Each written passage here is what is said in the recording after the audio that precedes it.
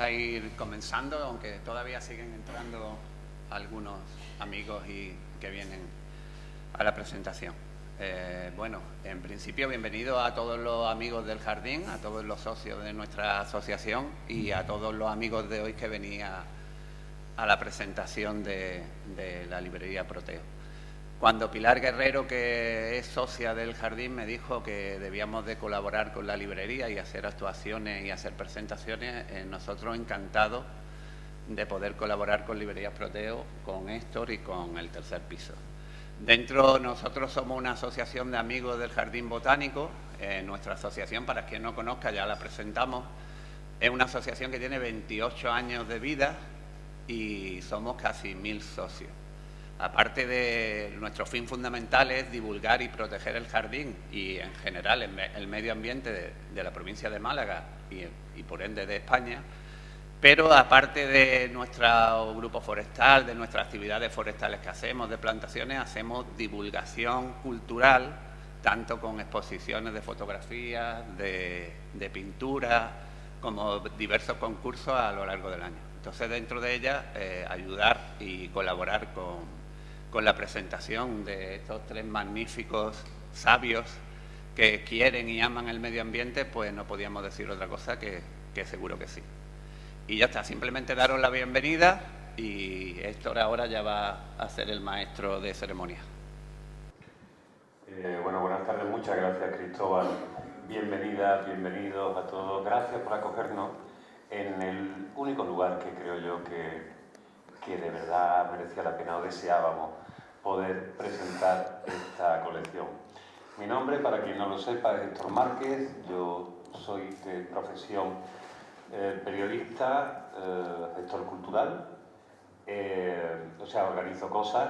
Hace un rato nos hemos encontrado a una amiga, compañera común, Monse Narro, y dice: estos tíos todavía siguen metiéndote en lío. Efectivamente, esa es mi profesión, meterme en lío. Hoy, ¿qué vamos a presentar?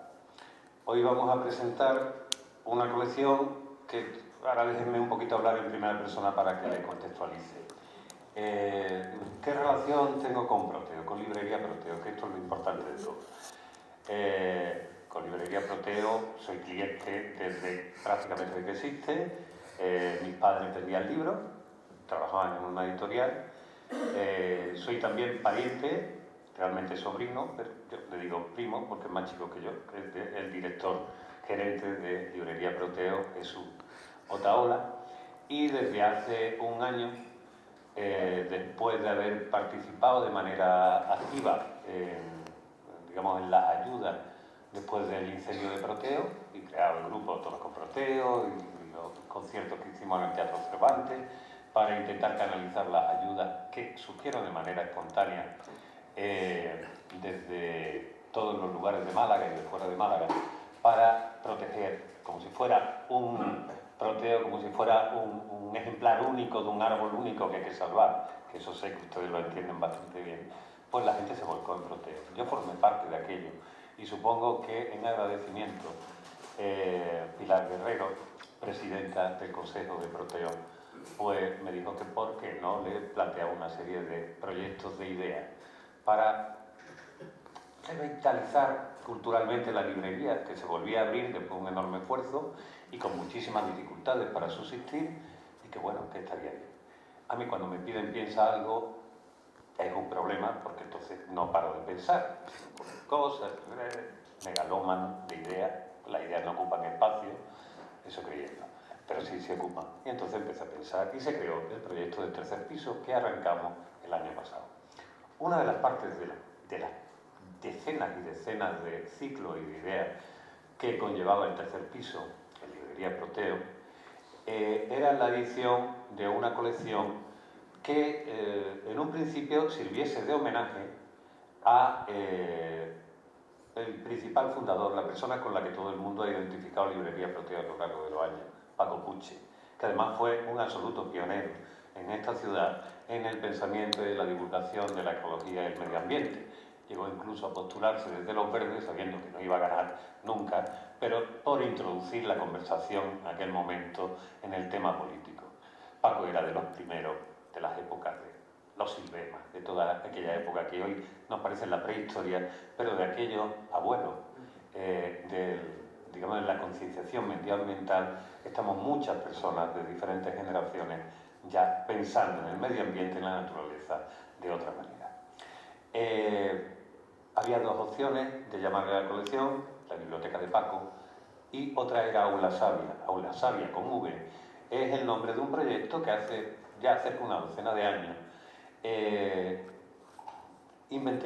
ideé para generar una serie de actividades en torno al mundo vegetal. La importancia del mundo vegetal y natural desde todas las perspectivas. La idea es, las plantas en estado aquí desde siempre son las que nos hacen vivir realmente. Pero es que además son prácticamente las que están debajo de cada una de las actividades que el ser humano ha hecho. Las que nos procuran todo, nos dan todo, a cambio de muy poco. Llamé a aquel proyecto Aula Sabia y empecé a desarrollarlo unos años después, ante una oportunidad de una petición, en la térmica. A partir de ahí se hicieron muchas cosas. La idea del Aula Sabia, al fin y al cabo, era crear, con mi mentalidad de niño de los 60, que leía cómic, era crear como una especie de grupo de superhéroes que estuvieran todos en favor del mundo natural, el mundo verde, el mundo vegetal. Así jugaba, instruía, me divertía y aprendía. Aula Sabia, evidentemente, saben ustedes que estamos hablando de la materia, o sea, del líquido que da la vida a las plantas y que permite la fotosíntesis, todo eso lo sabemos, pero suena igual que la sabiduría. Y la idea era que esa savia fuera atrayendo a sabios y a sabias. Tuve la enorme fortuna durante aquel tiempo de ir conociendo personas a las que solamente conocía de oídas, de lectura o de haberlos visto en televisión, en algún lugar, escuchándolos en la radio, y decir, ojalá conozca algún día a esta persona, ojalá pueda traerlo a mi espacio, porque esa es mi labor, mi única labor, es la de ofrecer digamos, un cierto criterio y de nexo para que las personas que verdaderamente tienen algo que decir, lo digan.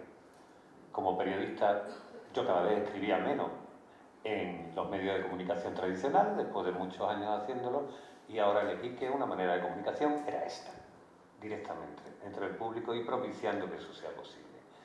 El Aula Sabia tuvo bastante éxito y fue generando una comunidad. Ahí fui descubriendo que había muchas personas que estaban dispersas, que formaban parte de un bosque, con todo el espíritu de un bosque, pero que no siempre sabían que existían los unos con los otros, que tenían un corazón común. Poco a poco se me fue apoderando el corazón y el alma digamos, de metáforas vegetales, de metáforas de bosque. Cuando sucedió el tercer piso, dije, bueno, esta es la manera, una colección que permita fijar la voz de personas que tienen cosas que decir y lo dicen muy bien. Yo pensaba el otro día y digo, a ver, yo ya he tenido un hijo, no yo, pero bueno, la aportación que un varón puede hacer a eso de tener un hijo, que nos tiramos mucho el rollo, pero ya saben ustedes, conozco que tampoco es un mérito excesivo, pero bueno, he tenido un hijo, he plantado algún árbol que otro y he escrito un libro, y encima lo he publicado. Bueno, ya no me queda más. Sí, editarlo. Que editarlo es quizá una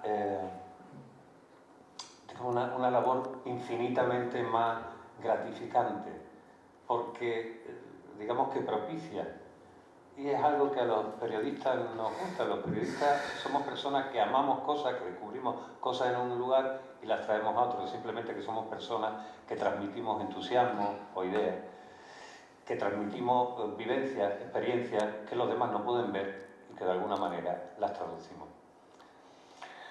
Empezamos esta colección con 3 libros, porque ya que empezamos, ¿para qué nos vamos a quedar cortos? 3, toma, hala. Y no con 3 libros cualquiera, ni de 3 personas cualquiera. Voy a hablar por orden de la persona que no ha podido estar aquí, pero va a estar aquí de manera virtual con nosotros, que es Aina S. Erice.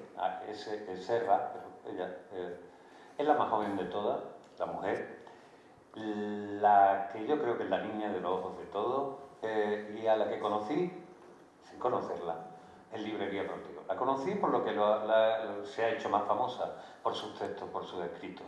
Gracias al primer libro que publicó, La invención del reino vegetal, en Editorial Ariel, descubrí aquel libro cuando estaba pensando en los conceptos de aula sabia, hace como cerca de una década. Ahí vi, esta persona escribe de maravilla. ¿Quién es esta chica? Venía a su dirección de correo electrónico, escríbeme si quieres recibir. Le escribí. Le dijo, mira, hay una cosa que se llama aula sabia, ¿quieres venir a hablar? Vino a hablar. La primera vez no le conocía a nadie. Vinieron muy pocas personas, pero ella y su marido nos fascinaron. De esa primera experiencia, ahí contacté con un viejo amigo, Miguel Ángel Peláez, que es muy conocido de vosotros. Miguel Ángel, como sabéis, tiene pocos rivales en cuanto al amor modesto por las plantas, como San Francisco, ¿no? La florecilla de San Francisco, le gusta aquello que es invisible, que está en las esquinitas, y evidentemente él ya había descubierto el libro de Aina. Adoraba a Aina y vino a leer. Miguel Ángel nos organizó a Aina, al marido de Aina, Alessandro, a mí y a un par de amigos, una visita guiada por el Jardín de la Concepción, que Aina todavía no conocía. Parte de esa imagen, de esa visita, está en un libro que después publicó el Ayuntamiento de Málaga, hecho por un ilustrador que le ayudó a Aina a publicar su primer libro para niños, Cuéntame Sésamo, que presentamos precisamente en Librería Prometeo, cuando existía todavía la Librería Prometeo. A partir de ahí nos hicimos muy amigos. Aina, yo creo que es como un puente entre dos mundos, entre esa manera que tenían los antiguos naturalistas de mirar la naturaleza, pienso en Humboldt, y después personas de esta generación que utilizan los medios que tienen a su alcance para comunicar. Hace unos podcasts maravillosos que ella misma guiona, locuta, produce, difunde, y Aina ha decidido que si nadie le da voz, que se la dan. Ella ya se busca la voz por sí misma, hablando de amor a las plantas y hablando con el rigor de una científica máxima y con la pasión de un adolescente que está enamorado.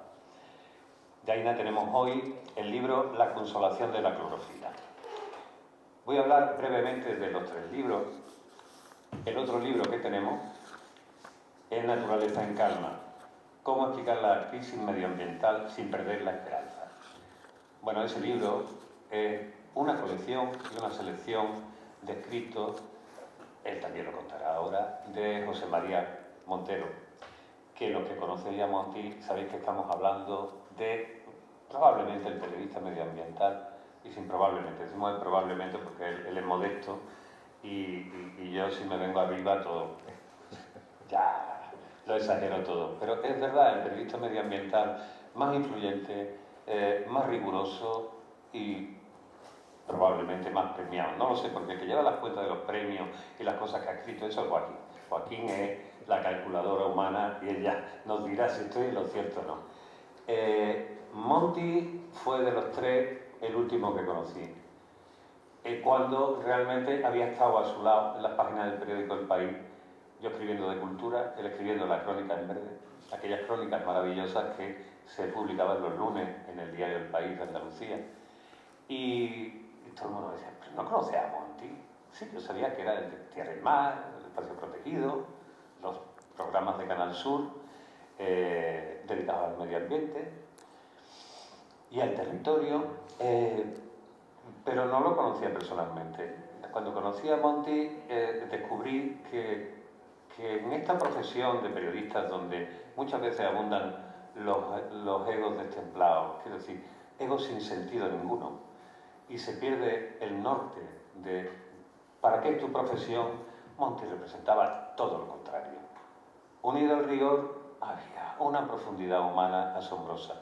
Descubrí al poco que Monti escribía un blog, El gato en el jazmín, donde había unos textos espectaculares. Obviamente la época de los blogs pasó, quiero decir, tuvo un momento donde si no tenías un blog no eras nadie, y hay un momento que es todo lo contrario, te dicen, pero tú escribes en un blog y ya nadie lee blogs. Así es la vida, señores, en el mundo digital. Pero allí eso estaba lleno de unos textos maravillosos, y es de ahí, de donde salieron los textos de este libro, de los que va a hablar él. La tercera persona, como se dice, no necesita presentación ninguna. Es simplemente el naturalista español más conocido, más premiado, más prolífico. Voy a decir el mejor, porque si no digo el mejor, después me mira un poco así, porque así. Lo es, Pues no. evidentemente. Pues no. Y no tengo modestia. O sea, Joaquín Araujo.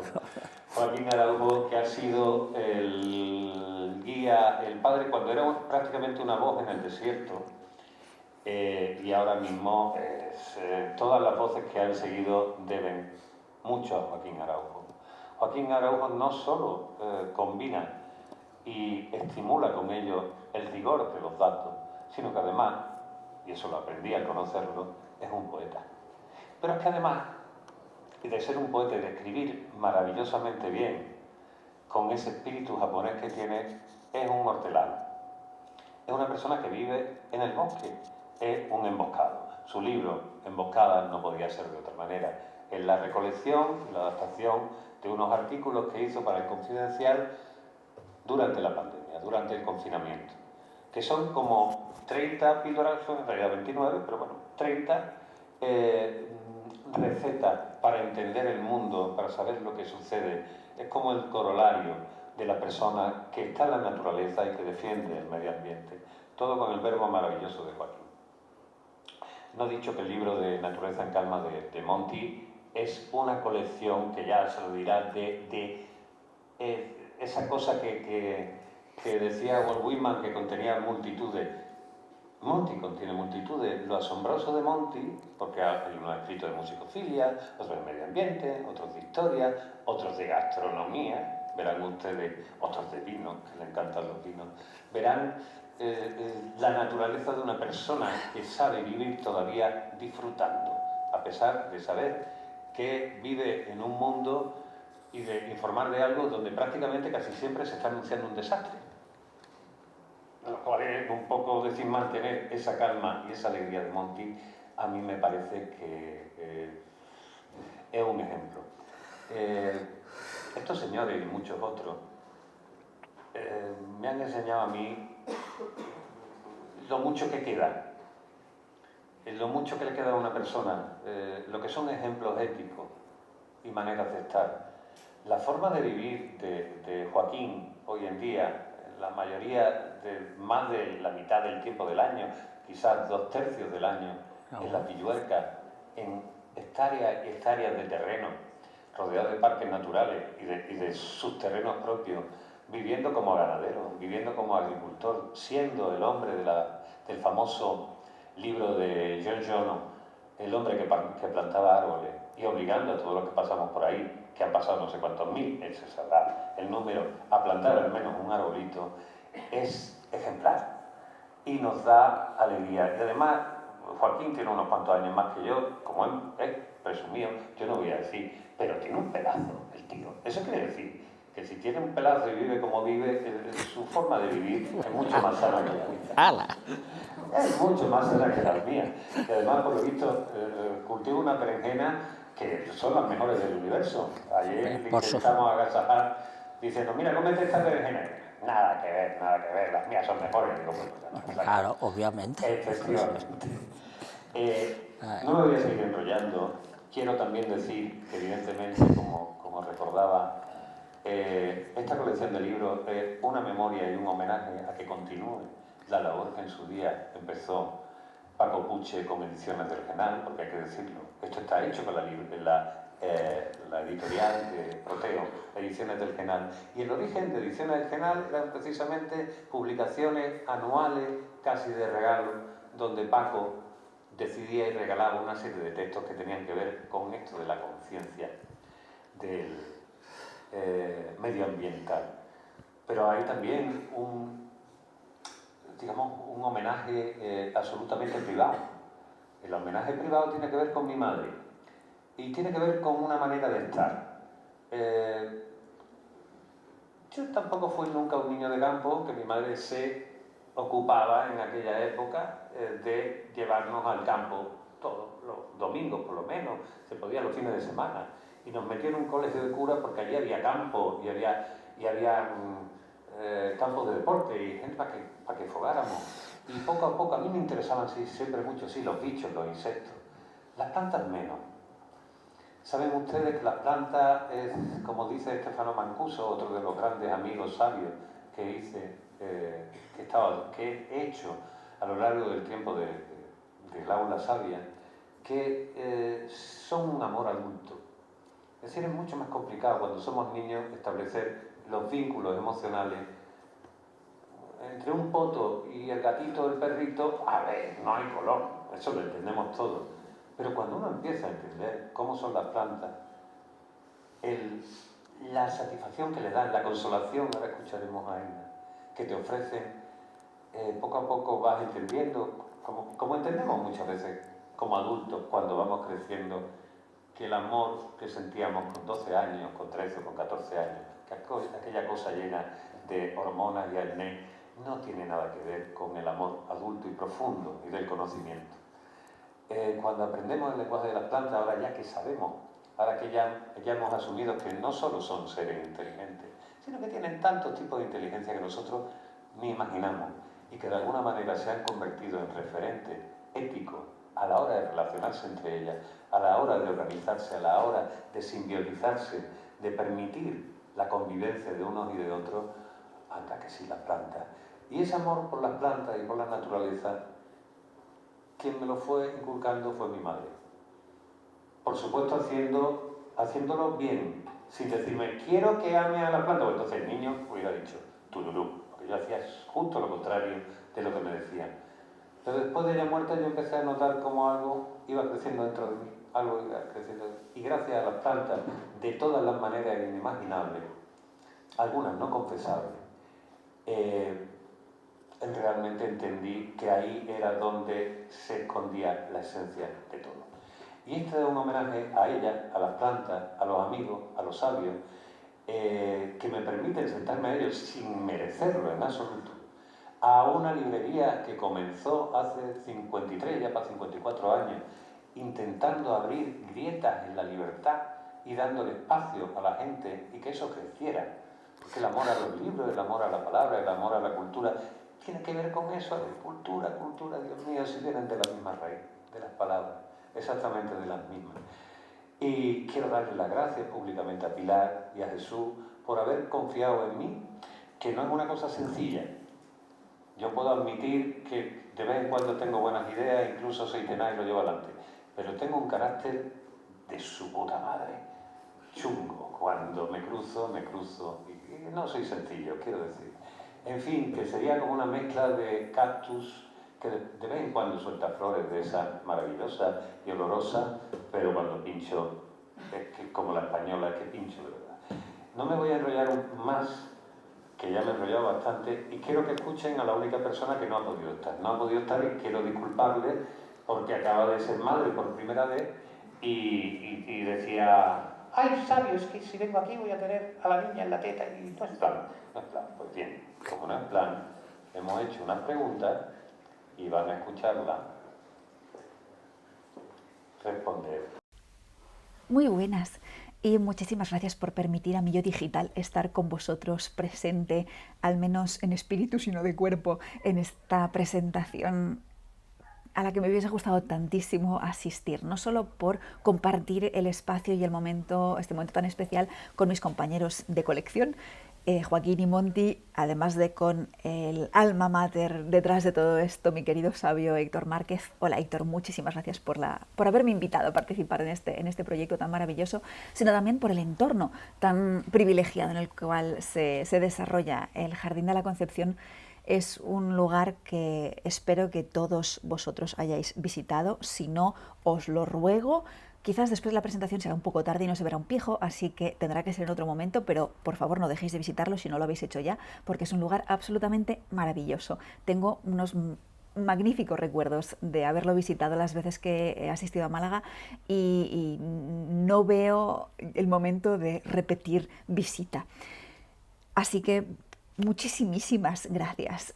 Estoy feliz de formar parte de esta colección Aula Sabia, que es un proyecto al cual he estado vinculada desde prácticamente sus inicios, desde que la semilla empezó a germinar casi.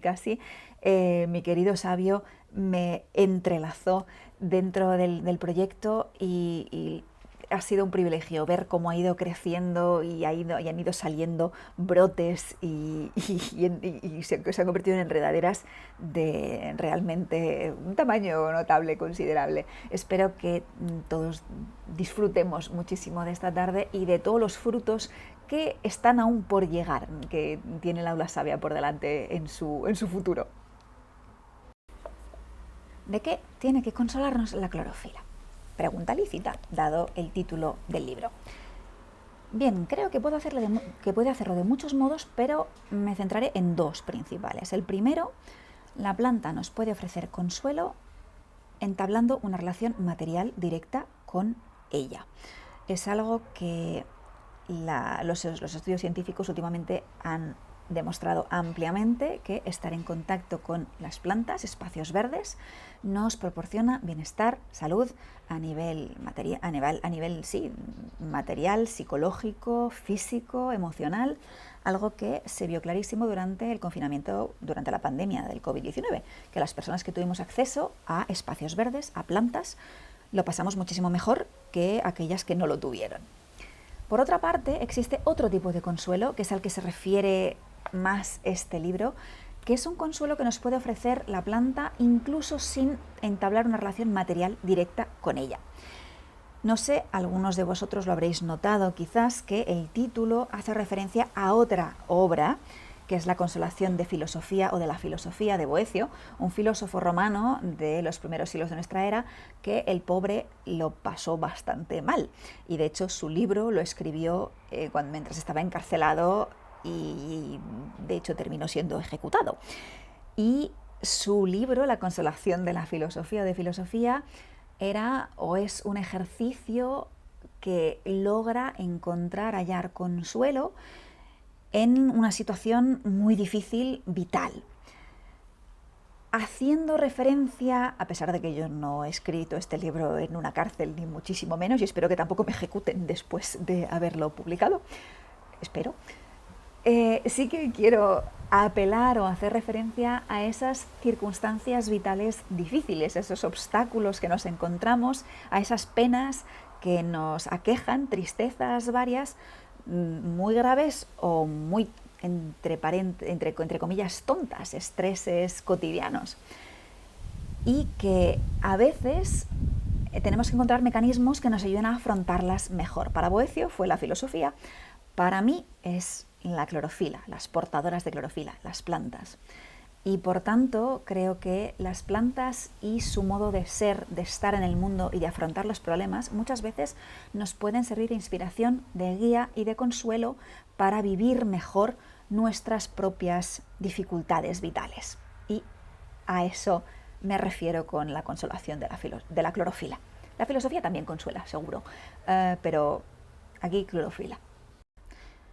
Yo estoy firmemente convencida de que el amor a las plantas evidentemente que puede mejorar nuestra vida. ¿Cómo exactamente? De muchísimas formas, pero quizás me centraré en dos hoy. La primera, las plantas pueden ser una fuente de consuelo, muy en la línea de nuestro libro de hoy, y por otra parte las plantas pueden ser una fuente de inspiración y maravilla. Lo del consuelo ya lo hemos tratado, con lo cual ahí lo dejo. La fuente de inspiración y maravilla. ¿Cómo el amor a las plantas puede inspirarnos y poner maravilla en nuestra vida? Bueno, creo que entre las personas que más pena me dan están aquellas personas que, a pesar de muchas veces ser muy jóvenes, parecen que están aburridas, asqueadas de la vida. Ese cinismo galopante que aqueja nuestros tiempos me parece una cosa muy triste, porque la existencia, la realidad, tiene tantas cosas absolutamente fascinantes, maravillosas, que ser un cínico, una cínica que parece que ya lo ha visto todo y que no se sorprende por nada, me parece tristísimo. Y de hecho quizás una de las cosas más bonitas de convertirte en madre, padre, es precisamente volver a experimentar, a redescubrir la realidad a través de los ojos de esa personita pequeña que se maravilla delante de absolutamente todo lo que ve, porque lo ve por primera vez. Bien, las plantas, a pesar de no ser vástagos nuestros, también creo que nos pueden ofrecer una, entre comillas, mirada a través de la cual asombrarnos, maravillarnos, ya sea directamente delante de lo que las plantas pueden hacer y saben hacer, que vamos descubriendo día a día y que no dejan de resultar sorprendentes, y por otra parte también en cómo nos hemos relacionado nosotros con ellas y lo que podemos descubrir sobre nosotros mirándolas a ellas y cómo las hemos tratado. Todo esto a mí me parece una fuente perenne de maravilla y de inspiración, y eso, en mi opinión, aumenta nuestra calidad de vida enormemente. Bien, ¿por qué este libro? La respuesta es doble, o puede ser doble. En primer lugar, porque este libro, la causa inmediata, el culpable principal es Héctor Márquez, siempre.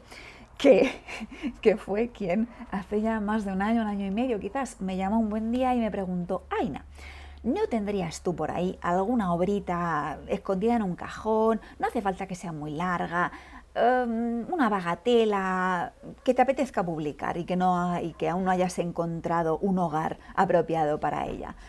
La colección en la que estoy pensando sería un hogar maravilloso para esta obra tuya. Y yo pensé, pues no, en mis cajones en estos momentos están vacíos, pero sí que tengo algo pensado en el cajón de aquí arriba, y se lo propuse, y Héctor, como él siempre dice sí, inmediatamente lo acogió con gran cariño y me dijo: vamos a ello, hagámoslo. Y por eso estoy hoy aquí, o no, digitalmente estoy aquí, para presentaros este libro en la colección Aula Sabia. Ahora, ¿por qué este libro concreto y no otro cualquiera? El motivo también es relativamente sencillo, y es que yo ya llevaba varios años pensando en que me gustaría reunir, dar cuerpo, extender, elaborar un poco más toda una serie de reflexiones que había ido coleccionando, ya fuese en artículos, en blog, en otros medios, o bien a través de los boletines mensuales que envío a toda persona que me deja su correo electrónico y me dice que quiere saber de mí cada mes. Y que eran reflexiones que no tenían cabida en el otro tipo de divulgación que tiendo a hacer, que está más basada en hechos. En cambio, esto eran reflexiones mucho más personales, también vegetófilas, pero con una componente psicológico, personal, experiencial, que era un poco distinta, y que dije, y que ya llevaba tiempo yo pensando, creo que esto podría ser el germen para un libro distinto, interesante, un poco raro, como todo lo que hago, pero más raro. Entonces, como Héctor me dijo que sí, pensé, pues este es una buena ocasión para realmente dar salida a este libro en el cual pienso desde hace tanto tiempo, pero nunca me pongo a ello. Y así ha sido. Por tanto, ¿qué puede aportar este libro? ¿Qué utilidad puede tener para quien lo lee? Tengo la gran suerte de que la gran mayoría de textos que integran este libro han sido leídos ya en una versión quizás más reducida, menos extendida, menos elaborada, pero el germen, el núcleo, la idea ha sido ampliamente validada por miles de personas que han recibido estos textos a lo largo de distintos meses. Y tengo la suerte de poder, por tanto, decir que me ha llegado ya el feedback de personas que han leído estas reflexiones y a quienes les han servido. Les han servido para distintas cosas, pero quizás la más importante sea, o la que a mí me ha llegado más, es la de que uno se siente acompañado o se siente reflejado o encuentra una cierta utilidad en alguna de las herramientas, esas herramientas para pensar, que son las plantas, las estrategias vegetales, delante de problemas súper comunes que afrontamos todos en un momento o en otro, como por ejemplo el estrés, o por ejemplo la frustración delante de un conflicto armado que no controlamos absolutamente, o la saturación, o la ignorancia, o este tipo de situaciones muy cotidianas, la frustración, que compartimos todos al fin y al cabo y que por tanto nos acomunan como seres humanos y que las plantas pueden aportar una perspectiva distinta para interpretarlas o reinterpretarlas de otra forma. ¿Qué es la vegetofilia? Es un término que me inventé yo, que soy muy aficionada a inventarme palabras, cosa que ya sabrán las personas que me conocen y que han seguido mi trayectoria. Esta palabra nació con la publicación de mi primer libro, La invención del reino vegetal, y designa al afecto, el cariño, la curiosidad que podemos sentir hacia las habitantes del reino vegetal y hacia nuestra relación con ellas en cualquiera de sus múltiples vertientes. Con lo cual, vegetófila es una persona que siente curiosidad y cariño por las plantas y nuestra relación con ellas en la gastronomía, en los deportes, en el mundo textil, en el mundo medicinal, en el mundo científico, en el mundo de la historia, de la antropología, de la lingüística, de la religión, de cualquier cosa. Cualquier cosa. Si estamos las plantas, si estamos nosotros y hay cariño de por medio, eso me vale como vegetofilia. Y esa persona es vegetófila y por tanto es de mi club, de mi tribu. Bueno, todos ustedes son vegetófilos, por lo tanto, somos todos del club de Aina. Ya se puede, Cristóbal, gracias. Yo quiero darle ahora la palabra a Monty, porque todos somos teloneros del gran Joaquín Araujo, eso que no quepa la más mínima duda. Las cosas están claras, quiénes son los Rolling Stones y quién es Andrés Calamaro. Por ejemplo. Y también quería recordar una cosa.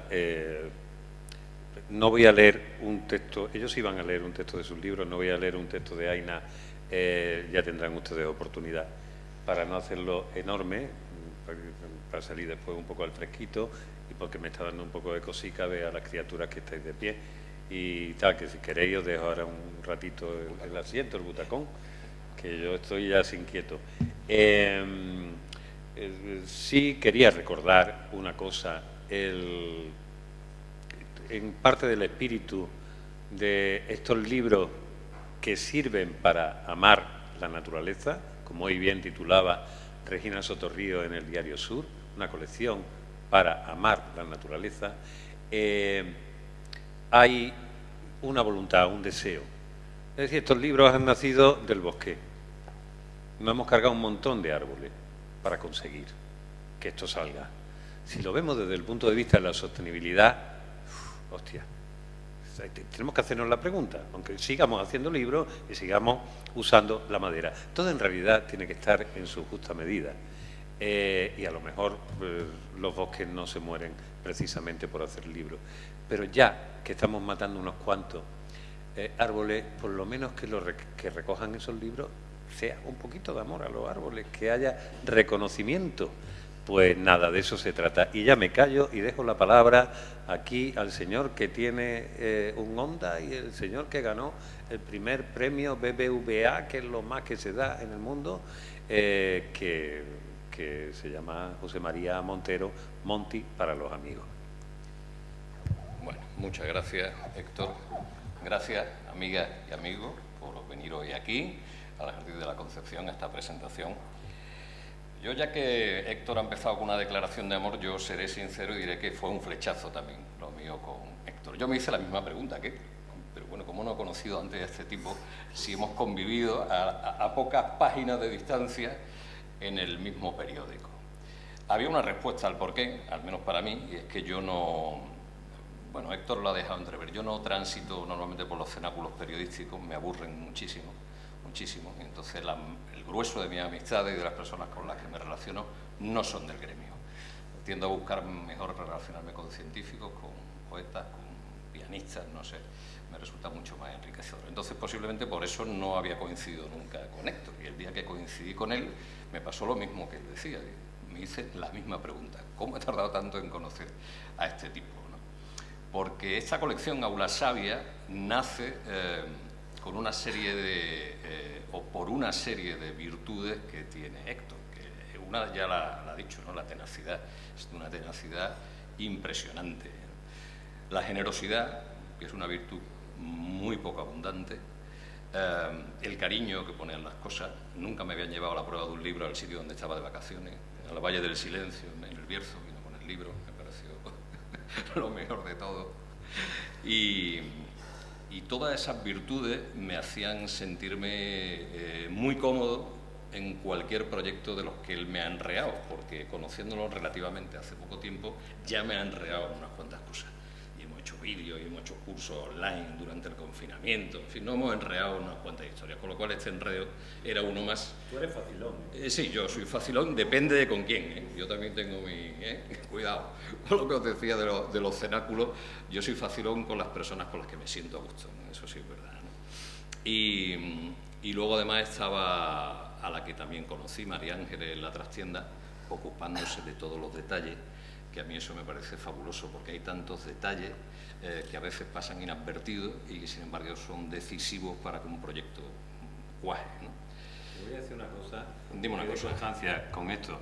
Después me va a decir María Ángeles, ha tenido que ser Monty el que hable de mí y no tú que eres mi pareja, de verdad. Una vez visto. Casa de la... Es lo que hay, es lo que hay. Bueno. Y luego estaba la compañía, ¿no?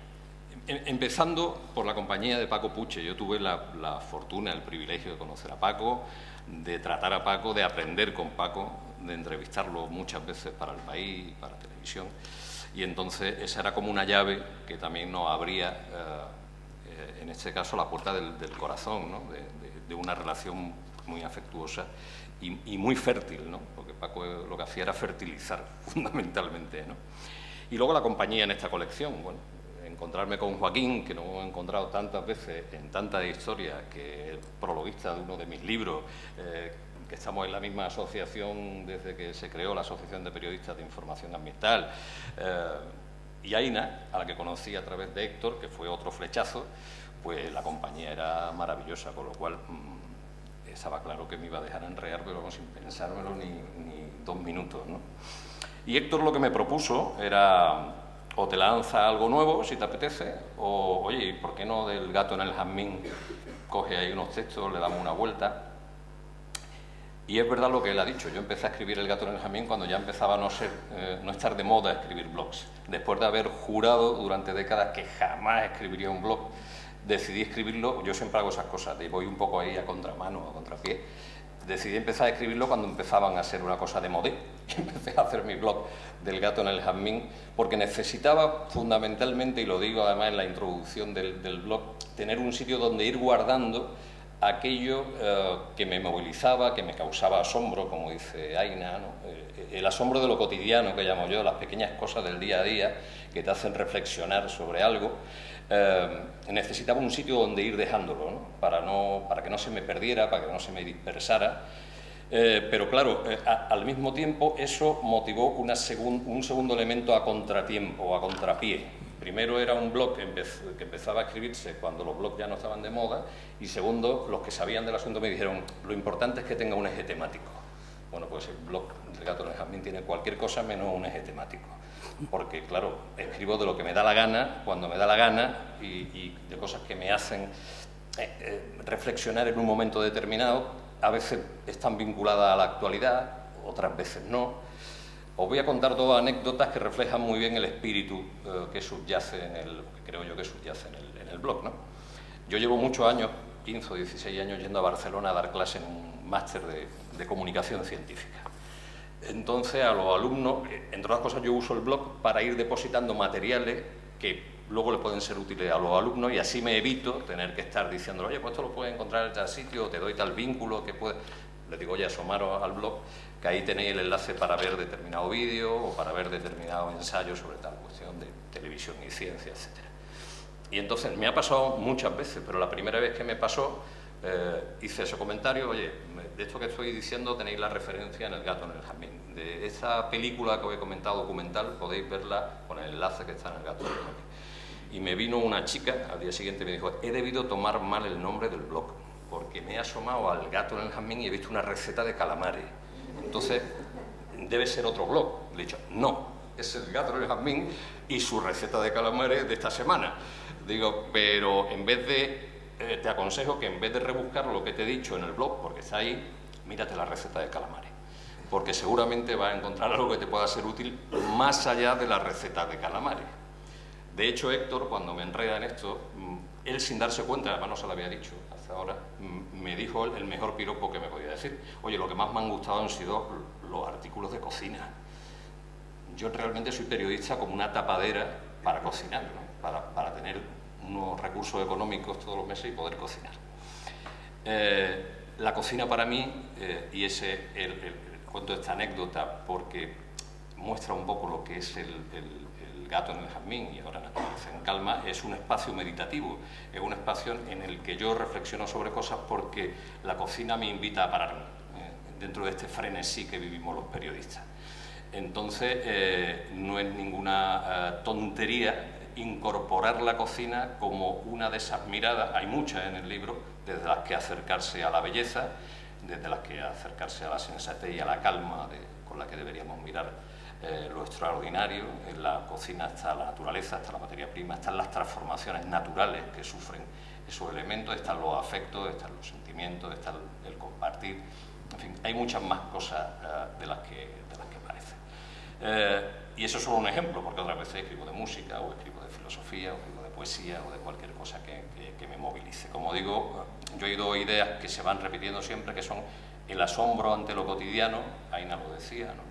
El asombro ante la belleza con la que convivimos a diario sin detenernos mucho, y a veces cuando nos detenemos nos damos cuenta, cuando deberíamos dar cuenta, y la calma con la que deberíamos enfrentarnos a lo extraordinario. Y dentro de lo extraordinario están los problemas y las preocupaciones y todo eso que nos agita, ¿no?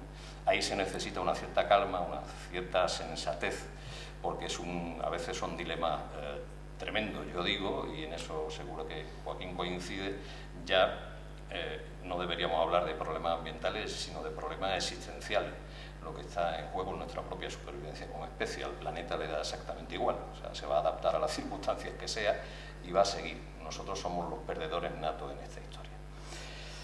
Y la segunda anécdota relacionada con el blog y con la naturaleza en calma tiene como protagonista a unos niños de un colegio.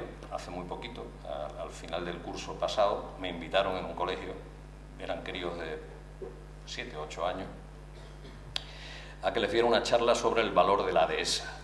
Entonces allá fui yo a hablarles de la dehesa, de lo importante que eran las dehesas, de las bellotas, de toda la biodiversidad, en fin, todo lo que atesoraba una dehesa, lo que se veía y lo que no se veía, todos los usos y tradiciones que hay vinculadas a la dehesa, la despoblación de la zona rural, todo eso, ¿no?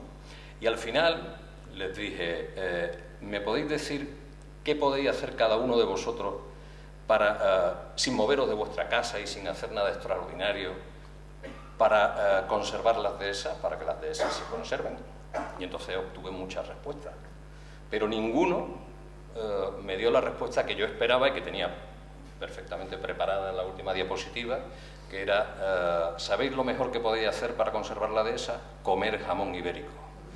Eso es lo mejor que podéis hacer. Y eso, además, es algo que nos proporciona felicidad. Es la bomba esto, ¿no? Y esta es otra idea que tiene que ver con la calma y que tiene que ver con el gato en el jazmín. Nos han convencido, o nos tratan de convencer a veces, de que el camino para conservar nuestro patrimonio natural, que el camino para evitar los grandes problemas ambientales es un camino de sacrificio. Tenemos que sacrificarnos, tenemos que renunciar, tenemos que decrecer. Entonces es una especie de oh, Dios mío, no sé si me apetece tanto sacrificio para salvar. Y resulta que es al contrario. Es decir, si resulta que para tener una movilidad más razonable voy en bicicleta, joder, es un placer. Si resulta que para alimentarme mejor tengo que alimentarme de productos de proximidad maravilloso, pues otro placer añadido, ¿no? Es justamente lo contrario. Entonces, una reivindicación de la felicidad como una herramienta también para conservar lo que nos rodea y lo que nos da vida, ¿no? Titulaba esta chica de Sur, libros para amar la naturaleza, que es como decir, libros para amarnos a nosotros mismos. Claro, ¿qué somos nosotros, no? ¿Y qué nos da la vida a nosotros? Bueno, Pues eso son algunas reflexiones en torno a lo que es el gato en el jazmín, cuya está condensado. Eso ha sido otra, porque ahí Héctor me está diciendo, joder, tío, no te pases, sí, porque yo... Claro, el gato en el jazmín va por los 500 entradas o una cosa así, y ahí ha habido que hacer una selección dura, porque al final uno, claro, le tiene cariño a determinados textos, a veces de una forma egoísta, ¿no? Porque le tiene cariño uno, pero seguramente a los lectores ni les va ni les viene esa reflexión que hiciste un día, ¿no? Que, por cierto, esas reflexiones que os digo de la cocina son las previas a la receta. Es decir, que cuando abráis el libro diréis, bueno, ¿dónde está la receta? ¿No? La receta me la he saltado en el libro. Si queréis la receta os tenéis que ir al blog. Porque lo que hacía es que en cada receta había un prólogo que era donde yo reflexionaba sobre algo a lo que me invitaba eso que iba a cocinar o eso que iba a hacer. ¿Y lo del código QR? Ah, bueno, sí, hay un código QR que os lleva al gato original, porque ahí hay vídeo, hay enlace a música, está en la receta, hay fotografías. Por cierto, me siento especialmente orgulloso de que otra invitación de Héctor, de que 2 de mis fotografías formen parte de sean portada de... ya puedo poner en el currículum que he puesto fotos en un libro de Joaquín. Esto es una cosa grande. Hombre. Foto con el móvil.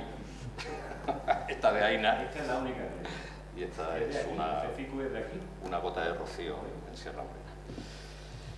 Y bueno... Hay una cosa, ya que estás hablando del diseño, porque yo me voy acordando y digo, hostia, que no he dicho esto. Estos libros a mí me parece que están hechos con modestia, pero están hechos con gusto. El hecho de que sean textos que previamente existían, que estaban en ese limbo digital, donde todo se convierte en una especie de humus que no sé a quién alimenta, nada más que a los hijos de los Elon Musk y todas estas criaturas que sacan la guita por allí. Al convertirse en libros, de alguna manera, estamos volviendo a apuntalar la metáfora de lo que aprendemos de la naturaleza. Un libro, de alguna manera, hay una cuestión de objeto, de cuidarlo. Porque es verdad, yo no sé ustedes, pero yo estoy perdiendo la memoria, la vista y todo, de mirar cosas en el ordenador, y mi trabajo me obliga. Aquí se descansa mucho más la vista. Y una de las cosas fundamentales es que esto tuviera un diseño elegante, no exagerado, sostenible. La guitarra era la que era, que el Ministerio de Cultura nos dejó ahí unas perras, y si ustedes se imaginan lo que hemos hecho con las 4 perras que nos ha dejado el Ministerio de Cultura, no se lo imaginen, porque le entraría un sobrecogimiento. ¿Quién está ahí para convertir esto en libros bonitos, creo yo? Pues ese señor que está sentado de blanco, calvo. No es el único señor calvo que se llama, pero él siempre fue mi calvo favorito. Después todos nos hemos ido volviendo calvos por seguirle el ritmo, que se llama Vicente Cantelli. Y Vicente Cantelli es hermano, socio, diseñador, amigo, y uno de los que me enseñó que de vez en cuando en Internet hay herramientas que sirven para hacer cosas que funcionan. Mucho más sabio que yo a la hora de saber cuando uno está en el ocio y en el negocio. Y bueno, amigo y persona que espero que nos acompañemos continuamente a lo largo del tiempo. Creo que gran parte del éxito de esto tiene que ver con los diseños. Y recordad, ya que estamos hablando de diseño, el diseño del Aula Sabia fue un diseño que no le encargué a Vicente, lo siento, esa vez te fui infiel, pero es otro diseñador malagueño, que es el diseñador principal de Ágata Ruiz de la Prada, que se llama marbellí, más que malagueño, se llama Manolo Jarillo, que es el que hizo el bonito dardo de planta, que es el Aula Sabia. Y dicho, me vuelvo a callar. No, yo ya estaba con la fotografía como remate. No sé si leemos ahora, leemos al final. Yo creo que lo suyo es que leas ahora. Sí, bueno, bien. Después de Joaquín no se puede decir nada. No, está haciendo que se vaya deslizando por el butacón. Es verdad, después llega el algo detrás de Joaquín y la gente... Sí, pues entonces vamos a leer ahora. Mira, un vértigo que tenemos los periodistas que trabajamos en medios generalistas y en informativos diarios, como me ocurre a mí, es que estamos siempre sometidos a la urgencia de lo diario y a la tiranía de la actualidad. Y cuando te proponen, aunque uno ya lo haya hecho en un blog y tal, cuando te proponen hacer un libro, te entra ese vértigo de decir, bueno, pero esto tendrá sentido una vez sacado de su contexto, sacado de ese elemento de actualidad. Si este texto lo escribí hace 6 años, cuando se daban unas circunstancias determinadas o cuando el contexto social o político era... Y entonces cuando Héctor me dijo, oye, hay que elegir un texto para leer, dije, ¿tendré algún texto donde esté Málaga, donde esté la botánica, y sin ser de actualidad, de pronto sea actual por también ese efecto mágico que tienen a veces los libros, ¿no? Que de pronto vuelca a un libro algo que escribiste hace mucho tiempo y descubre que podía haberlo escrito ayer y que tiene todo el sentido. Y encontré un texto donde está Málaga, además está un personaje malagueño al que le tenemos especial cariño, y está la botánica, y está la actualidad, aunque el texto original, luego lo retoqué y tal, pero el texto original tiene 7 años, o sea que se dice pronto. Lo clásico eterno. Lo clásico eterno, bien. Los periodistas se dividen en 2 grandes familias, los que escriben y después titulan, y los que titulamos y después escribimos. Yo soy de los que titulo y después escribo. Entonces, Titulas de puta madre, hay que decirlo. Que no es fácil. es que el título me ayuda. Hay 2 cosas que me ayudan mucho. El título y luego, si se trata de un libro, una cita. Siempre me como la cabeza con alguna cita porque es como que me sitúa mejor, desde una mirada externa, me sitúa mejor en lo que quiero decir. El título de este texto es Chiquito, líbranos de los cobardes, nuestro gran Chiquito de la Calzada. Y la cita con la que abrí ese texto es de un economista italiano que no se hizo famoso por sus textos de economía, sino por un pequeño librito que muchos de vosotros conoceréis, que se llama Allegro ma non troppo, donde dicta las leyes fundamentales de la estupidez humana. Es un texto maravilloso, ¿no? Y en ese textito dice Carlo Cipolla, que es como se llama este economista italiano, No. si los estúpidos han estado presentes más o menos en la misma proporción a lo largo de la historia y en todo tipo de escenarios, ¿por qué unas sociedades prosperan y otras entran en decadencia? Depende exclusivamente de la capacidad de los individuos inteligentes para mantener a raya a los estúpidos, dice Cipolla. Esa es la cita con la que yo arranco, ¿no? Esta semana, y casi al mismo tiempo, descubrí al biólogo y poeta David George Haskell y despedí al humorista y cantador Chiquito de la Calzada. Y en ambos casos celebré que existan personas así, capaces de señalarnos cuáles son las cuestiones trascendentales y cuáles las accesorias, dónde hay que poner la luz y dónde no merece la pena detenerse. A los gurús con los que brego a diario, a los administradores de la sabiduría suprema y el fuego sagrado, quiero decir, quizá les espante esta asociación, pero a mí me parece de lo más natural.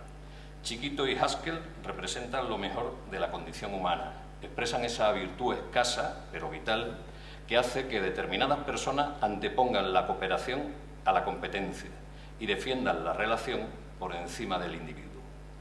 No existe el individuo dentro de la biología. La unidad fundamental de la vida es la interconexión y la relación. Sin ella, la vida termina, sostiene con rotunda lucidez Haskell, y a la mente se me vienen docenas de ejemplos que escapan del campo de la biología y entran en el de la política, la cultura, la economía, la amistad. Y veo la infinita torpeza de los muchos que siguen queriendo construir un mundo nuevo, dinamitando las relaciones, las conexiones, los vínculos. El egoísmo de los que creen que la identidad es sagrada y requiere de un elevado grado de pureza que inevitablemente se adquiere por medio del aislamiento, como si quisieran evitar a toda costa las fatídicas miasmas de lo otro, siempre impuro, por supuesto. Chiquito era cualquier cosa menos puro. Su atractivo estaba precisamente en su capacidad para reinventarlo todo, mezclándolo todo sin miedo ni pudor.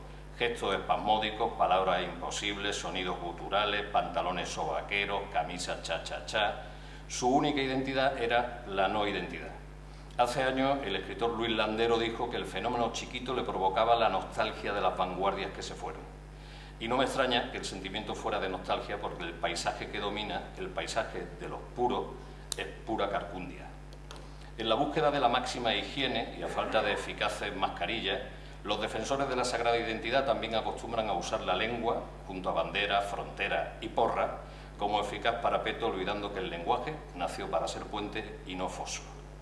Precisamente el último libro de Haskell, Las canciones de los árboles, se interna en el fascinante mundo del lenguaje de la naturaleza, el lenguaje universal de los seres vivos, el que conecta, no el que separa. Desde un escarabajo masticando el interior de un árbol muerto hasta las olas que bañan las raíces de una palmera, la naturaleza habla constantemente, por encima o bajo tierra, utilizando sonidos, olores, señales y vibraciones. Son redes conectadas con todo ser viviente, incluido el ser humano, es decir, contigo. Y Chiquito, desde otro ángulo, menos académico, ni falta que hace, propone exactamente lo mismo, un lenguaje silvestre que no establezca distinciones. Más allá de que su humor os parezca extraordinario o deleznable, Chiquito, que aportó generosas dosis de surrealismo al oficio, invirtió los términos que defienden los guardianes del fuego sagrado y construyó un idioma impuro, absurdo, indescifrable, caótico, inclusivo, un idioma que nadie puede estudiar pero que sin embargo todo el mundo entiende, un idioma que une a las personas mediante la risa sin necesidad de ninguna gramática, un idioma que han terminado por chapurrear millones de individuos para hablar únicamente de cosas buenas, sorprendente. Y toda esta digresión que va de Haskell a Chiquito, ¿a cuenta de qué? Pues de lo de siempre, la búsqueda de caminos que nos eviten terminar en el despeñadero, en la resolución de no pocos problemas ambientales y en su misma divulgación son con frecuencia más valiosas las relaciones que el propio conocimiento, porque del segundo hemos generado grandes cantidades, olvidando que su valor se debilita si no se apoya en una red de relaciones que establezca esos vínculos que a veces lo explican todo, como dice Haskell, como demuestra Chiquito.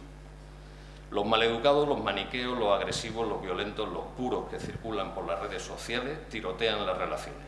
El conocimiento podemos obtenerlo en otros espacios virtuales donde en soledad disfrutaremos de orden y silencio, justamente lo más valioso para aquellos que pensamos que las redes sociales son valiosas. De un espacio público hacen un campo de batalla, un lugar oscuro en donde solo caben adhesiones o garrotazos, un territorio minado por las descalificaciones, un escenario en el que reina la testosterona de peor calidad, de manera que muchas voces oportunas y amables, de esas que tejen relaciones, se retiran dolidas y tristes de las redes. Y no podemos tolerar que los déspotas se apropien de este espacio público, que dinamiten las reflexiones, que arrinconen a los tolerantes, que expulsen a las mujeres, particularmente vulnerables a estas manifestaciones de agresividad, como bien señalaba hace unos días mi amigo Javier Martín, que persiguen a los dialogantes y que insulten a los pacíficos. Las parejas, los amigos, la familia, la sociedad en su conjunto crece con el estímulo de la discrepancia, una circunstancia cotidiana que debería obligarnos a considerar puntos de vista en los que jamás hubiéramos reparado. El debate, incluso desde posiciones antagónicas, fertiliza el cerebro y alimenta la empatía. Pero la discrepancia sin educación, el debate sin respeto, solo conduce al triste dominio de los bárbaros. En este espacio público, como en otros no virtuales, son ya demasiados los amigos, las amigas, que están renunciando a hablar, que se están callando, que están retirándose de las conversaciones, abrumados, abrumadas por la mala baba de unos y otros. Colocad las banderas que queráis, los bárbaros están en todos los bandos. Vuelve el imperio de los talibanes del pensamiento único y no solo están en donde imagináis que están.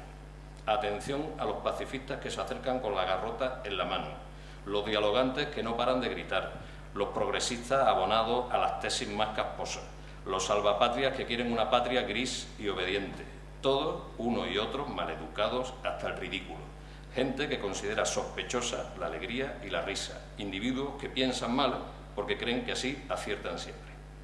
Nunca imaginé a ciertas personas cultas, viajadas, comprometidas en tareas de educación o en colectivos sociales de vanguardia, personas que conozco fuera de las redes y aparentan ser ciudadanos amables y risueños, jamás lo imaginé destilando tanta bilis, tanta agresividad y tanto rencor. Nunca imaginé que en problemas de interés común, aquellos que más precisan del diálogo pausado, la discrepancia cívica, se transformara en un linchamiento inmisericordia. Las redes arden en torno a la cuestión catalana, lo escribí hace 7 años, y uno circula por ese territorio tratando de ponerse a cubierto de francotiradores, matones y hooligans. Si cuelga un artículo para añadir elementos de reflexión, te apedrean. Si comenta un suceso para tratar de situarlo en su contexto, te apedrean. Si cita una conferencia por su oportunidad, te apedrean. Si cuelga una canción, te apedrean. Si reproduce una obra de arte, te apedrean. No os marchéis, amigos, no os vayáis de Facebook, ni de Twitter, ni de ningún otro espacio público. Quedaros, seguid discrepando de lo que queráis. Seguid disfrutando de la libertad que estos talibanes quieren administrar como si fuera de su propiedad. No os marchéis, amigas, os necesitamos los que aquí nos quedamos, hablando en libertad, discrepando con educación, escuchando con respeto al que piensa como nosotros, pero sobre todo al que piensa de manera distinta.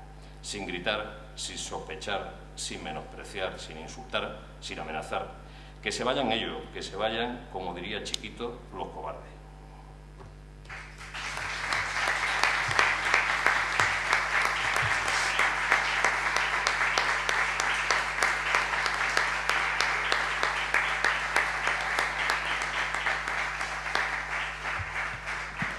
Que aquí vemos el futuro, bendito seáis.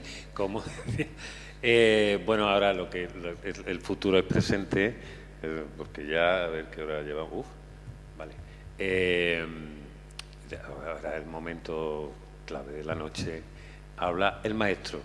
Y es el maestro, y como es el maestro de todo, pues todos callamos y damos las gracias. Por cierto, las gracias, no sé si lo dije al principio, porque ya no me acuerdo lo que he dicho hace un rato, las gracias absoluta a vosotros, a la Asociación de Amigos del Jardín de la Concepción, por acogernos, a Cristóbal, por Dios, por permitir este encuentro, que os juro que desde que empecé a hacer actividades en el Aula Sabia, y lo sabe Miguel Ángel, he intentado que vayáis. Bueno, ya que no ibais a otro lugar, pues no hemos tenido que venir vosotros aquí a vuestra casa, porque creemos que sois realmente el espacio donde una colección, unas ideas como esta, unas personas que piensan lo mismo que vosotros, es donde puede fructificar.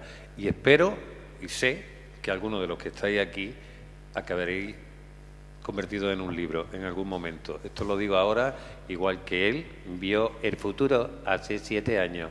Está pasando y va a pasar. Y ahora con ustedes, Joaquín Araujo. No, tengo. Ah, que tú tienes, vale, bien. Pero sí. Lo que tienes que escuchar. Bien, buenas tardes. Acaban ustedes de comprobar los maravillosos efectos sedantes de la consolación que provoca la compasión. Especialmente en este caso, Héctor demuestra pues un grado de compasión hacia mi persona, pero como creo que lo más importante que ha inventado la inteligencia humana es la compasión, pues me refugio encantado en tan gran amabilidad. Bien, probablemente lo que más estamos echando de menos en estos momentos en que ya no es incertidumbre lo que forma parte del horizonte emocional e intelectual y científico de esta sociedad, sino que es absoluta certeza de que estamos muy adelantados. Arrecia nuestra capacidad de sembrar el desastre, los destrozos, los estragos. Lo siento porque probablemente lo que ha conseguido, incluyendo nuestra querida profesión, como muy bien sabe, bueno, en mi caso es de comunicador, lo que pasa es que me han llamado periodista tantas veces que a veces hasta yo mismo digo que soy periodista, así de entrada, digo, bueno, pero como me lo dicen en otras veces, me ha pasado también con biólogo, no soy biólogo, no soy periodista, soy campesino, emboscado. En cualquier caso, me dan un privilegio extraordinario de vivir en primera persona, sin intermediarios, lo que confirma lo que por un lado llega desde el punto de vista de la investigación científica, pero que es mucho más locuaz, mucho más contundente, absolutamente sincero, que es que te lo cuente el agua, te lo cuente el bosque, te lo cuente esa extraordinaria sabiduría que es el principal componente de un paisaje todavía vivo. No mucho, pero todavía vivo. Bien, cuando una civilización entera decide ser un pésimo contenido de un magnífico continente, pues ya saben ustedes las consecuencias, sencillamente lo que está sucediendo. Y pasa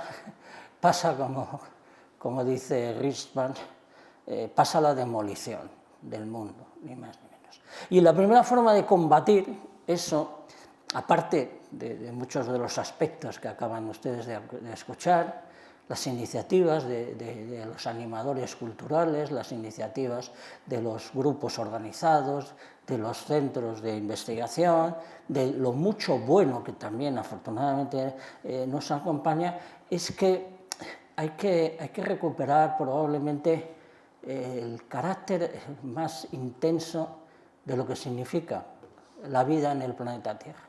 La vida es un invento de la naturaleza y la naturaleza no solo ha inventado la vida, sino que es el único hogar posible. Y por tanto, como contenido de ese continente manifiestamente inmejorable, pues deberíamos ser capaces de algún tipo de actitud bastante diferente, que no va a ser el caso. Esta colección no es el caso, las palabras de Aina, de Monti y tal, lo demuestran, ¿no? Porque lo primero que hay que hacer es agradecer a el hogar transitorio que estamos habitando esta tarde. Miren, para empezar, si hay paraíso, tendrá como tubo un jardín. Y estamos en un jardín. Pues ya está. Aparte, ya sabrán ustedes lo que significa jardín, no voy a insistir en ello, pero probablemente es lo que Edgar Allan Poe calificó como la principal disciplina artística, como el acto más creativo que podría hacer la imaginación creativa del ser humano. Bueno, estoy muy de acuerdo. Si sumamos la ciceroniana frase de que la felicidad es que tu biblioteca esté en el jardín, o el jardín en tu biblioteca, pues también, porque hoy traemos un inicio, un conato, un pequeño trampolín de despegue de una futura biblioteca y que no tiene mejor ámbito de presentación que lógicamente un jardín. Pero si hablamos de los jardines botánicos, ¡qué papelazo! ¡Qué maravilla!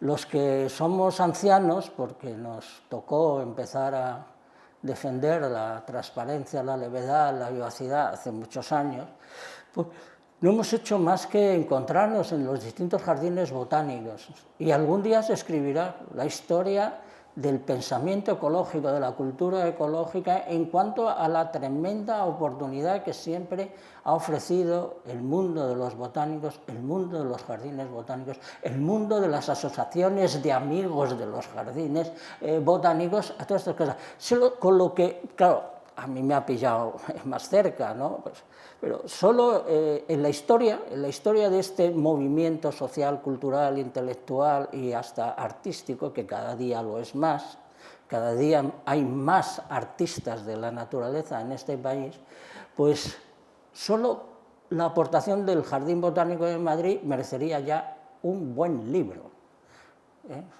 Ustedes están en Málaga, están en uno de los mejores jardines botánicos del conjunto de este país, pero no se puede ahora mismo, sencillamente, escribir una historia de las múltiples cosas que han sido hitos muy, muy destacados de la creación de esta cultura de la hospitalidad. Pero es que hay más hospitalidades a las que dar las gracias ahora mismo. Yo, por supuesto, entiendo que la amistad es una forma de albergar al otro, a la otra, a los otros. Héctor Márquez es un caso, es un bonito hogar, es una gran casa en la que acogerse, es una frondosa sombra en la que refugiarse de esta conversión de nuestro único hogar en hoguera, que es lo que nos está pasando. Por supuesto, el juego de palabras no puede ser más intencionado, porque además es tan gigantescamente contradictorio que realmente es estremecedor. Y lo ha resumido el secretario general de Naciones Unidas, esa puerta abierta al infierno, ojo, voluntariamente, con tesón, con armas y bagajes, con intensidad, incluso con más medios en el más amplio sentido de la palabra que nunca. Pero claro, si estamos quemando nuestro hogar, uno de los caminos de consolación y de compasión pues es realmente ser capaces de valorarlo. Y eso hay que valorarlo y agradecerlo. Agradecérselo a Héctor, que pone en marcha una de las múltiples formas del antídoto. Hay que agradecérselo a su querida compañera, a María Ángeles. Hay que agradecérselo, qué prodigiosa sintonía, concordancia, confluencia, que esta librería que nos ha traído aquí en algunas ocasiones para celebrar actos muy parecidos. Miren, cada libro que sale es una primavera, o como estamos donde estamos, un otoño, que no son peores los otoños que las primaveras. La primavera es manantial, el otoño es cosecha. Por tanto, todo libro terminado tiene algo de cosecha cumplida. Pero esta librería se llama Proteo y Prometeo. Prometeo, el ladrón de lo que nos condena, el ladrón del fuego. Y Proteo, Proteo es el dios de la vida, el dios de las mutaciones, el dios del agua, que consigue ser todos los otros seres vivientes al mismo tiempo, y que se nos olvide eso, a bordo de la sequía, a bordo de la inundación de contaminantes en lo que es el creador de toda vida. Es tremendo, de verdad.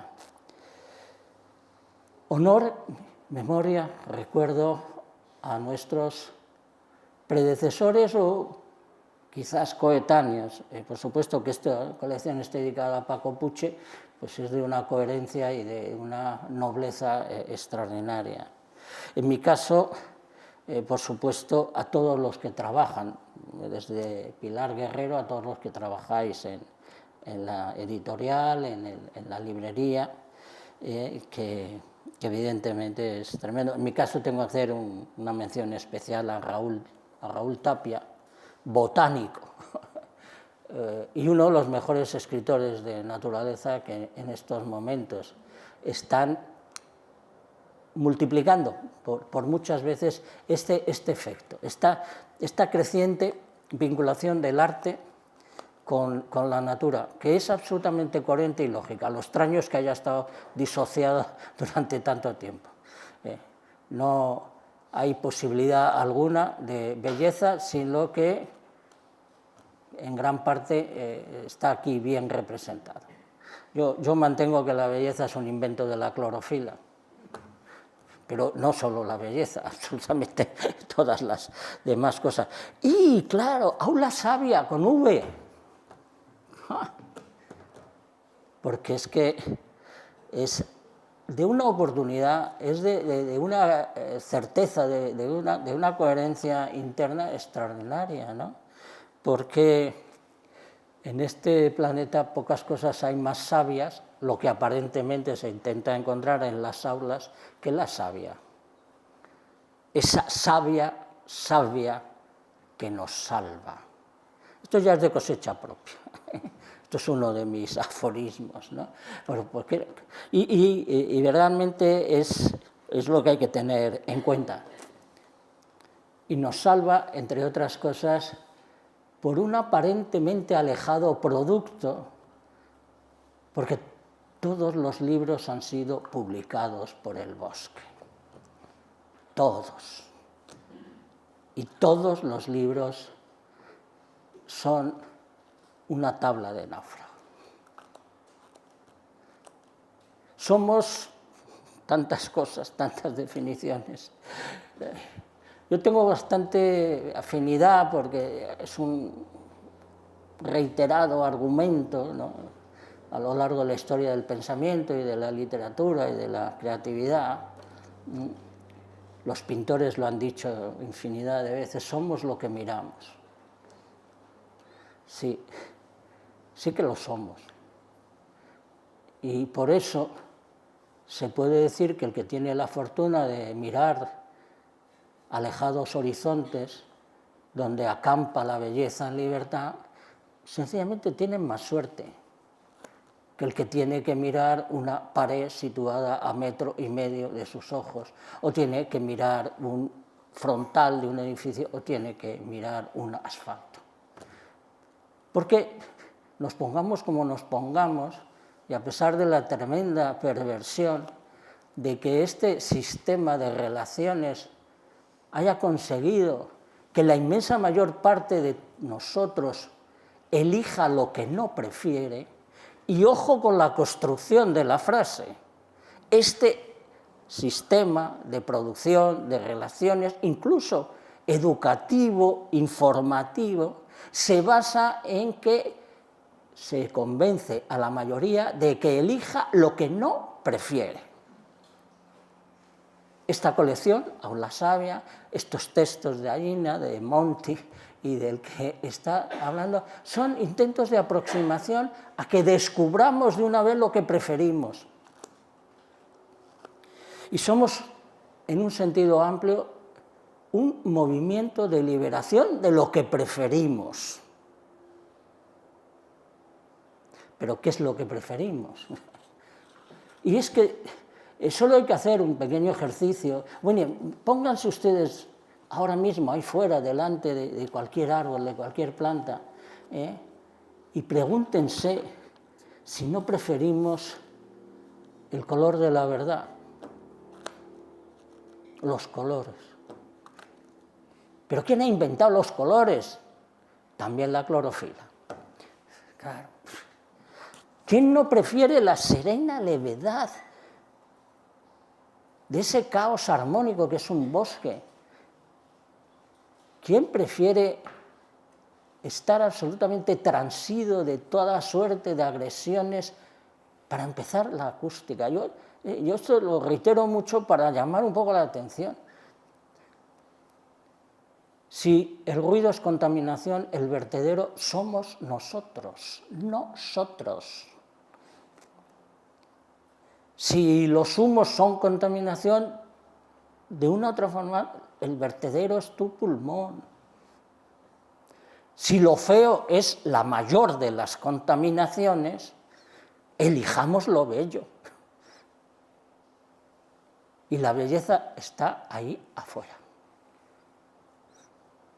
Hemos creado mucha belleza. Sí, por supuesto, yo mismo intento la belleza cuando escribo. Intenta la belleza el arquitecto, intenta la belleza el pintor, intenta la belleza especialmente el músico. Pero todo eso es imposible sin la producción de la savia que nos salvará. Y eso es lo que hay que tener en cuenta. ¿Somos lo que miramos? Sí. Y de lo que se trata es de elegir un menú, una dieta visual. Pero miren ustedes, somos también de forma muy destacada lo que hemos leído. No creo que salgamos de atolladero si no recuperamos, ¿no?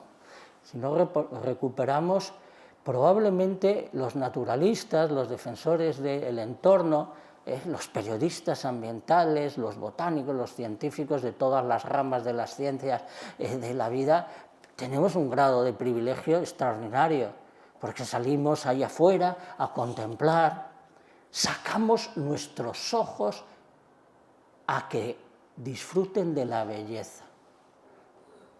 Pero no hay salvación posible si no sacamos los libros a pasear por nuestros ojos.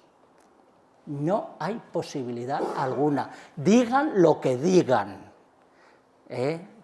los carcomidos hoy por el peor encarcelamiento de la mirada, que es el chismorroteo de una pantalla que puede ir en un bolsillo de una chaqueta. Sí, no estoy alejándome en absoluto de una realidad que es tan contradictoria. Yo también llevo algo en el bolsillo de mi chaqueta, pero jamás lo consideraré ni buen alimento para mis ojos, ni remotamente la realidad, ni remotamente la satisfacción, ni remotamente el conocimiento, ni remotamente el placer. Está ahí, lo podemos usar, bendito sea. Yo hace 15 años dejé de arar con caballos y empecé a arar con un tractor, cosas de la edad también, pero evidentemente es una tecnología. No es que haya que condenar la tecnología, lo que pasa es que la tecnología impone un predominio de prácticamente goleadas de 9-0 para todo el mundo. Sí, usémosla, aprendámosla a usar, pero es que el mejor instrumento después de la compasión que ha inventado el ser humano es precisamente el manantial de la lectura. Y por eso hay que celebrarlo y hay que aplaudir. Y este empeño a contracorriente que es poner a circular ni más ni menos que una nueva colección de libros, pero de esos libros que empiezan por reconocer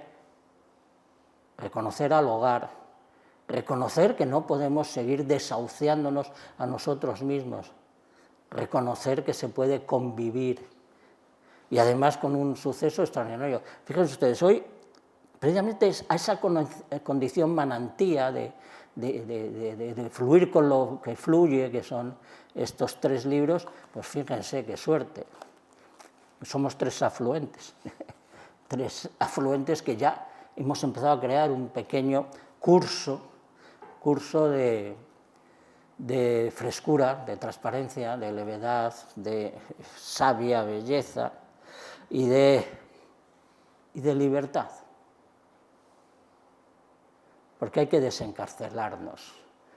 Para empezar, la mirada, luego hay que desencarcelar nuestros otros sentidos, luego hay que desencarcelar la gran mentira de que estamos donde preferimos. No, preferimos la posibilidad simplemente de la continuidad de la vida. Gracias a esta iniciativa podemos perfectamente considerar que, a pesar de que, por supuesto, como muy bien se ha acordado de recordarnos Héctor, sí, los libros han sido publicados por El Bosque, pero también cada libro es un árbol también, es un árbol frondoso, es un árbol que permite animar a plantar otros árboles. Es una posibilidad de precisamente de una búsqueda de lo que realmente importa. Nos hemos pasado la mitad de la historia del pensamiento, de la intentona de controlar ideas, ideologías, sentimientos, pensamientos, religiones. Nos hemos pasado todo el tiempo planteándonos una suerte de promesa de un paraíso que no es posible sin el verdadero paraíso. Si hay paraíso, tendrá, como tuvo, un jardín. No hay eternidad posible. Son leyes de la física. Pero sí hay resurrección. Y la natura es el ámbito de la resurrección, como son estos libros. Gracias y que la vida os atalante.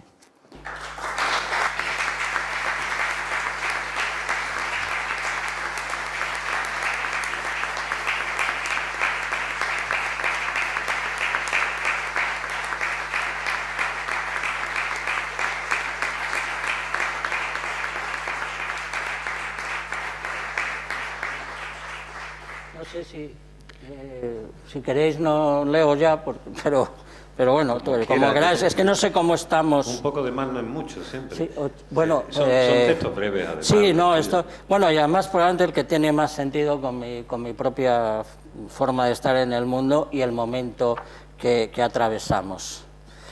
Porque aquí hay uno de estos textos que dice: en otoño, búscate en el bosque. Bueno, esto me permite empezar, bueno, una transgresión, estamos en confianza, somos emboscados, somos botanófilos, somos todas estas cosas y tal. Claro, da la casualidad que a veces una sola palabra, cuando sabes cuál es su sentido, cuál fue la intención de los originarios creadores del lenguaje, pues se convierte en todo un descubrimiento. Fíjense, porque yo aquí hablo de búscate a ti mismo en el bosque. Y para que entiendan este juego intencionado de palabras, que tiene un poquito de redundancia, les voy a recitar un poema de otro de mis libros, es cortísimo. El poema se llama Buscar. Y dice, la luz busca el aire busca el agua busca a la tierra busca a las raíces buscan a la savia y la savia busca a la sangre busca a la palabra y la palabra buscar quiere decir ir al bosque.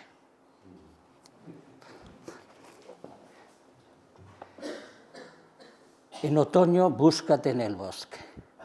Hay una cita de Nikolai Makhzirov, me parece también, creo que en esto somos hermanos, absolutamente. Yo necesito tener un buen título y también algunas citas. Es más, en mi penúltimo libro he llegado a la exageración, es un libro dedicado al agua, que tuvimos la suerte de presentar precisamente en el tercer piso de la librería Prometeo.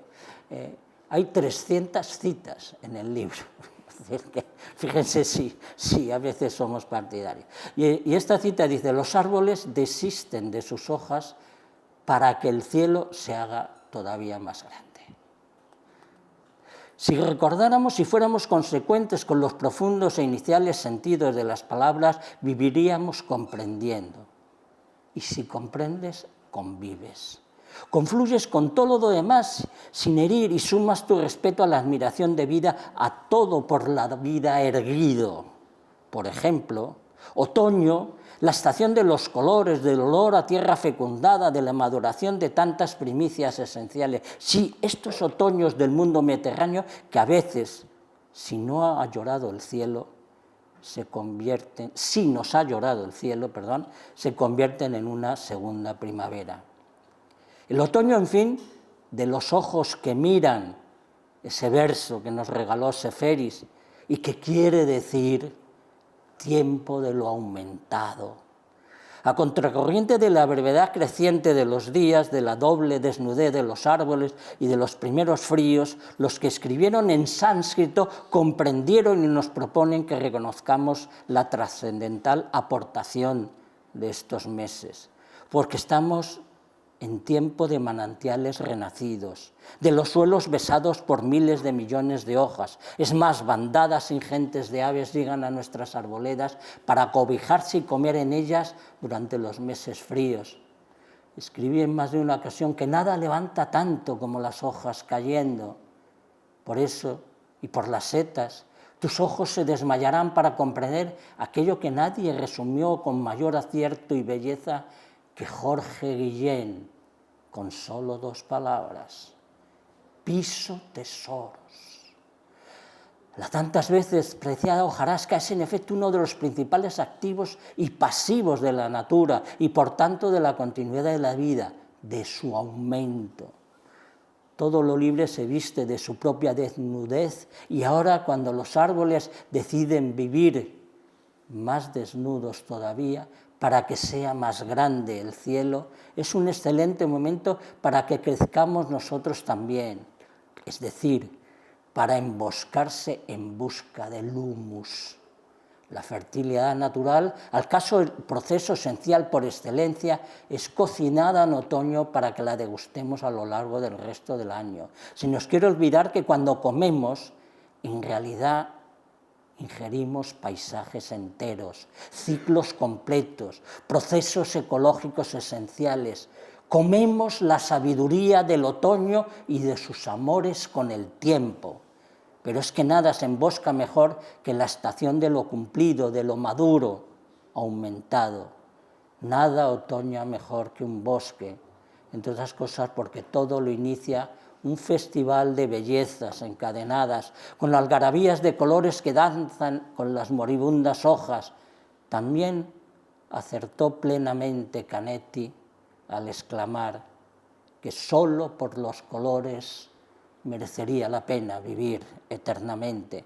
Debería ser algo de obligado placer y por tanto voluntario buscarse en el bosque durante las próximas semanas, y en esto de nuevo el antiguo y hondo sentido de las palabras puede acompañar a la delicia de pasear por las arboledas más o menos desnudas, porque la palabra buscar quiere decir ir al bosque.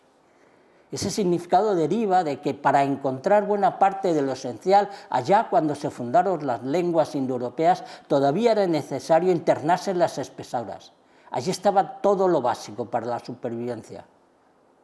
Oh, qué curioso, sigue estándolo. Poco o nada necesitamos más ahora mismo que los árboles erguidos cazando los contaminantes, ofreciendo futuros a las faunas, creando la fertilidad futura, alegrando todas las miradas y hasta calmando tantas ansiedades como hieren a demasiados humanos. Buscándonos en el bosque, cabe encontrar solución a muchas de las crisis y amagos de colapso que nos acechan, porque de esta catástrofe del clima solo podremos salir si volvemos a la entrada. Recordemos que nuestra puerta de llegada a la historia y de la vida fue el bosque. Sigamos buscando y buscándonos en él, ahora que el otoño comienza a acariciarnos por todas partes.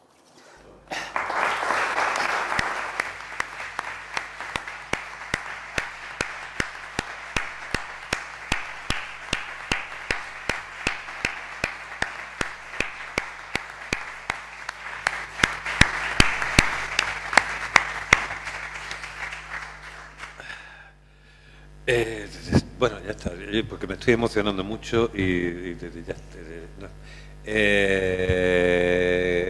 Gracias, María Ángeles, por todas las cosas que no te digo, porque soy así de sieso, y porque las doy por supuestas, y no, hay que darlo por supuestas.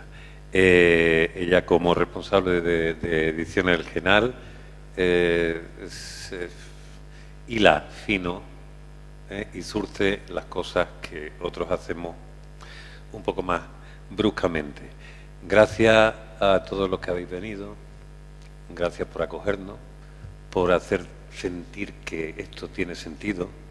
Gracias de nuevo a Pilar y a Jesús, gracias a Vicente por aguantarme y por el detalle. Gracias Cristóbal por ponernos este espacio a disposición, es realmente un sueño.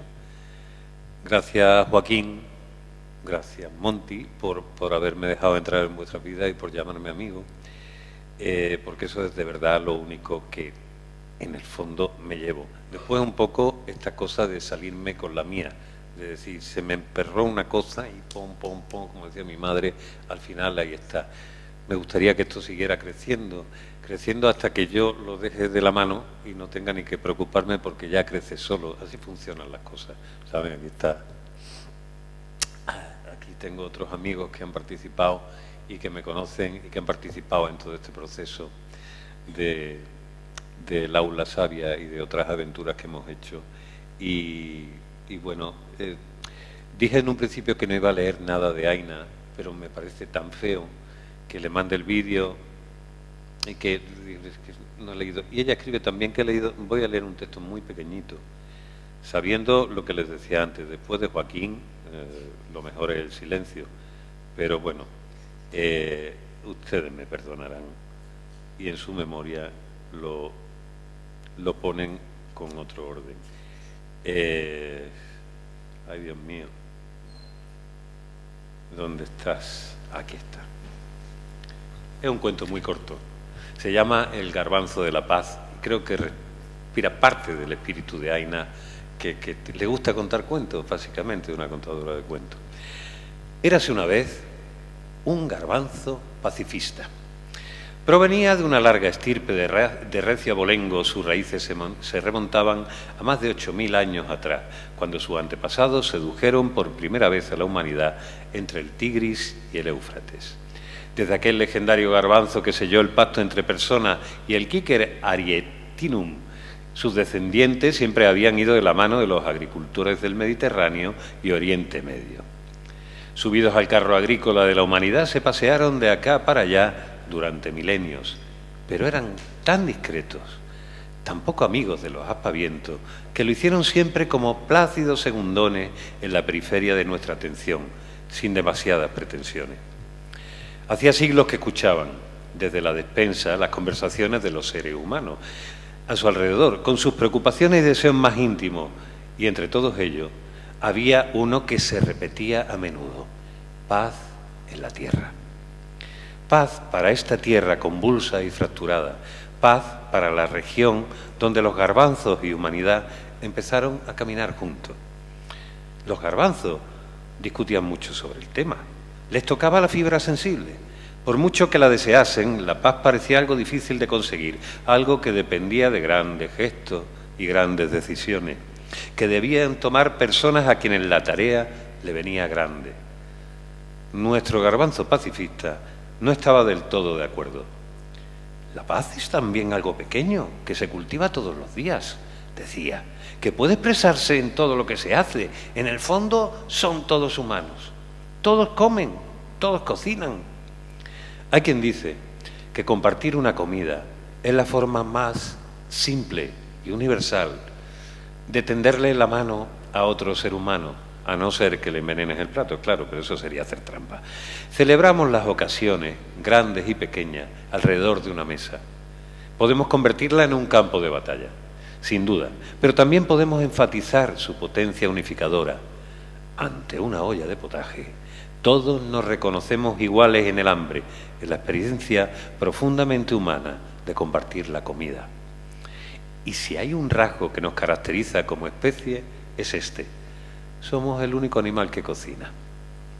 Podemos discutir sobre muchas cosas relativas al comer, sobre si es lícito o no consumir cierto alimento, sobre la forma correcta de prepararlo. Podemos emplear la gastronomía como un instrumento de división. Solo en mi pueblo, región, país, preparamos el verdadero pan boli. Solo nosotros tenemos derecho a llamarlo así. Es nuestro tesoro. Si cocinas como nosotros, eres de los nuestros. De lo contrario, estás fuera del grupo. Sin embargo, todas las cocinas del mundo son híbridas. Todas han incorporado ingredientes ajenos, técnicas que vinieron de lejos, instrumentos que inventaron otras culturas en otros tiempos. Son una celebración de la diversidad combinada de forma creativa y sabrosa. Son, sobre todo, una invención de gente humilde, que vive alejada de luces, de banquetes y delicatessen, tan discreta como el cariño de una madre o una abuela preparando un cuinat para cerrar, como los garbanzos y sus parientes, las legumbres que se cocerán en la olla. Érase una vez un garbanzo pacifista. En árabe lo llamaban hummus. Tanto lo que hicieron en Oriente que este hombre terminó por bautizar una crema preparada con garbanzos. Una bella coincidencia aproxima su sonido a la raíz latina humus, que nos enraiza en la tierra, en el suelo, como su hija lingüística de la humildad. Como el garbanzo mismo, un vegetal nada embarado, sin pretensiones, al que no le pegan ni orgullos ni elitismos. Una legumbre sencilla y deliciosa, cuyo perfil nutricional mejora tras pasar por los fogones de nuestra humanidad. Pues al cocinarla, eliminamos elementos antinutritivos que podrían complicarnos la digestión si lo comiésemos crudo. No se me ocurren ingredientes mejores para la paz. Y creo que a nuestro garbanzo tampoco. Buenas tardes.